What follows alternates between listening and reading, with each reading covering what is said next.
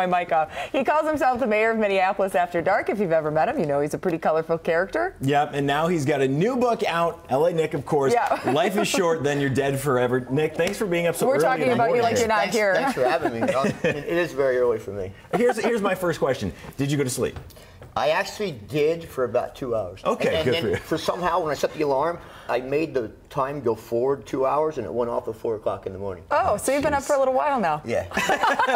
Well, tell us about the book. You know, I wrote this book because I seen like an epidemic happening of my friends, and everybody know, like they all got the doldrums. Nobody wants to get off the couch. Nobody wants to do anything. And people don't understand, this is life. This is it. You only have this one shot. You're not going to get it again. I mean, this is it.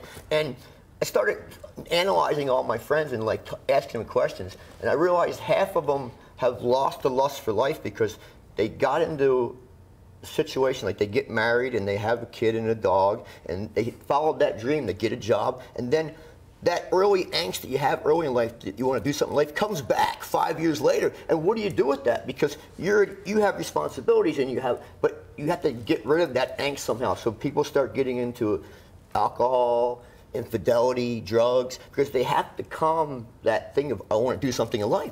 They don't realize you can do it without going doing negative, all that mess, going positive, and people don't realize you can also progress in life with your mate. You don't have to, because you're married, that's the end of everything. I hope not, because the two of us are both married. A lot of people are what I call chapter 8. It's called the comfortable state of hatred.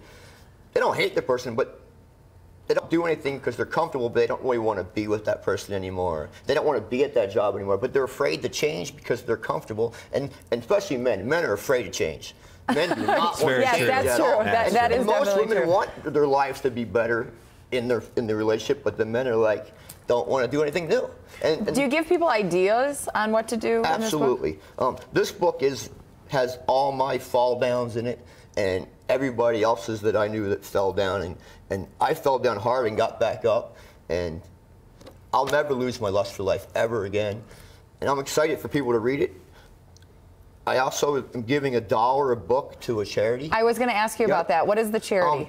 Tony Santa's a good friend of mine. He's a pro soccer player, played World Cup for the Galaxy in LA, and he has a foundation, and it helps kids get on the right track and get confidence, and he gets them to play soccer. If they don't like to play soccer, he'll do something else with them. And he's a great guy. He does it here in Haiti, and it's a really good cause. So I'm giving them $1 a book for a year, and then I'm doing their benefit on February 2nd at the Depot, and we're going to give all the money to the foundation. So, cool stuff. Very cool. Yeah. All right, Nick, thanks so much for being here. Hey, thanks for having me. No, we appreciate you getting up at 4. You can go to youneedthisbook.com. Yep, we put all the information on our website at WCCO.com/links. We'll make sure we get the event as well. All my book signings are on there where I'm doing book signings. Perfect. So that people can meet you in person. Absolutely. The nighttime mayor of Minneapolis. I have a chapter called The Power of People. The more people you know, the better off you are. There you go. I like it.